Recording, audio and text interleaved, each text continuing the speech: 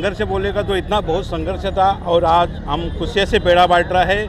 और आज कल से मतलब हर रिक्शा जो चालक है बहुत खुशी में है, क्योंकि हम लोगों ने मांग की थी कि जो कल्याणकारी मंडल जैसा बनाएगा वो मंडल कामगार संगठन के आधार पर होना चाहिए। स्थापित हुआ कल मंत्रिमंडल के पत्रकार परिषद में उसको 50 कोटी का जो अनुदान था वो भी दे दिया। और ये मंडल का जो तुम्हारा सुविधा थी उन्होंने पूरा किया और हमारे रिक्शा समाज को उन्होंने न्याय दिया है। इनकी लड़ाई अभी बहुत कुछ लड़ाइयाँ हैं। आगे की लड़ाई अभी सीएनजी के लिए होगी। जो गुजरात सीएनजी है उससे हम लोग रिक्शा वालों को बहुत तकलीफ हो रही है। एक एक दिन उसको 4-4, 6-6 घंटा लगता है। इंश्योरेंस का मसला है, वो सब चीज़ें हमारे को लड़ना है और पूरे रिक्शा वालों के पूरे जोश में हम लड़ने वाले हैं। नमस्कार, मैं हूं आदित्य सिंह। इस वक्त हम विरार पूर्व के रिक्शा स्टैंड पर उपस्थित हैं। मेरे साथ यहाँ पर जो खड़े हैं ये सभी रिक्शा चालक मालक संगठन के लोग हैं। बताते चले कई महीनों से लगातार इनका संघर्ष चल रहा था अपनी मांगों को लेकर। कभी चड्डी बनियान आंदोलन कर रहे थे तो कभी तरह तरह के आंदोलन करके इन्होंने अपने आंदोलन के माध्यम से अपनी मांग को शासन से प्रशासन के उनके सामने रखा और अब जाकर इनकी मांग पूरी हो चुकी है, जिसके चलते ये सभी यहाँ पर एकत्रित होकर एक दूसरे को मिठाइयाँ खिला रहे हैं, क्योंकि इस बार इनकी होली खुशियों वाली होली होने वाली है। इनकी मांगे पूरी हो चुकी है। इनसे बातचीत करते हैं और जानने की कोशिश करते हैं कि आखिर क्या कुछ प्रतिक्रिया है। सबसे पहले नमस्कार, क्या कहेंगे, आज आप लोगों की मांग पूरी हो चुकी है, काफी संघर्ष के बाद में अब होली खुशियों वाली होने वाली है। संघर्ष बोलेगा तो इतना बहुत संघर्ष था और आज हम खुशी से बेड़ा बांट रहा है।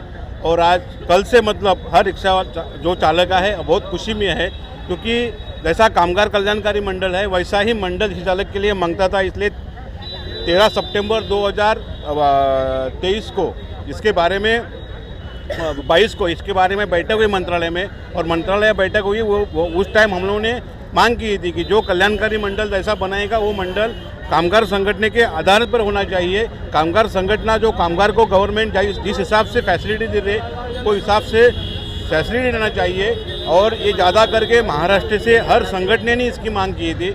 मैं ज़्यादा करके आज आपके माध्यम से खुशी व्यक्त करके मैं ज़्यादा करके मेरे जो गुरुवरिया है जो मैं संगठन के बारे में हमेशा मुझे सपोर्ट करते हैं, ऐसे मेरे जो मुंबई रिक्शा यूनियंस के तंबी कुरियन हैं उनको मैं ज़्यादा करके बधाई देता हूँ कि उनको जो संघर्ष था, जैसे हमारी मांग थी हम लोग उसके साथ में थे। और जो कुछ उन्होंने गवर्नमेंट को ब्रीफ किया था संगठन के महामंडल के माध्यम से, और वो महामंडल कल 16 मार्च 2024 को उसका स्थापित हुआ। कल मंत्रिमंडल के पत्रकार परिषद में उसको 50 कोटी का जो अनुदान था वो भी दे दिया। और ये कल्याणकारी मंडल किसी मांगों को एक बार दोहरा दीजिए दर्शकों के लिए।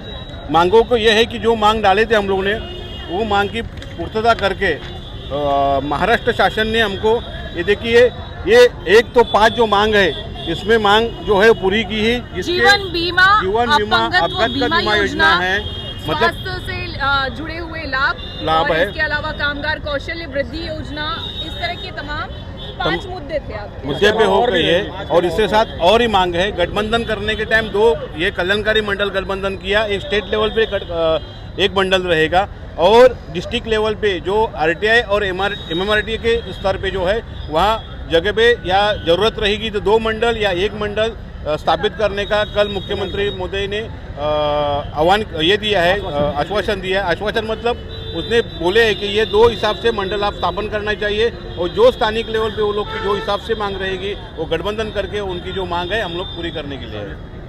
कितनी सहूलियत मिलेगी अब आप लोगों को और कितनी खुशी हो रही है अब? देखो मैडम, बात ऐसा है, सहूलियत तो उन्होंने बहुत देना चाहिए। बहुत सालों की मांग थी हमारी जो इन्होंने इस टाइम हमारी मंजूर की है मांगे। ऐसी और भी बहुत मांगे जो हमें इनके लिए लड़ना है और पूरी करा के लेना है। लेकिन आज जो कल्याणकारी मंडल का जो तुम्हारा सुविधा थी उन्होंने पूरा किया और हमारे रिक्शा समाज को उन्होंने न्याय दिया है।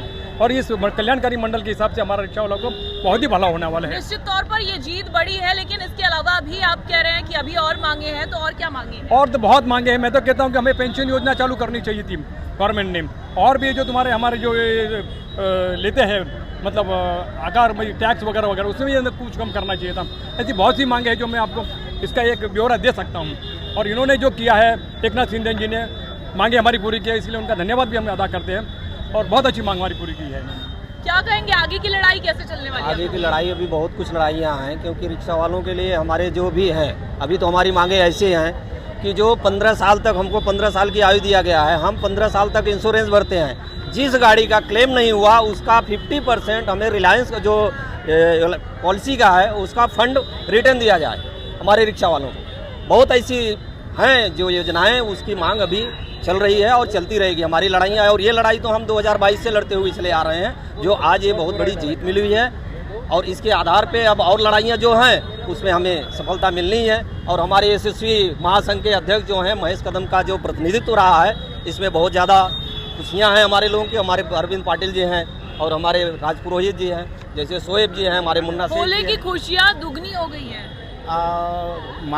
महामंडल स्थापन होने से रिक्शा वाले का भला ही होएगा, लेकिन और हमारी आगे की भी मांग भी है, सीएनजी की मांग है, ये सब मांगे 4-5 मांगे है, वो पूरी होनी चाहिए जल्द से जल्द। इस वक्त हमारे साथ यहाँ पर महिला रिक्शा चालक भी हैं, उनसे बातचीत करते हैं। क्या कहेंगी? होली की खुशियाँ दुगनी हो गई हैं। हाँ, दुगनी हो गई, मांगे पूरी हुई।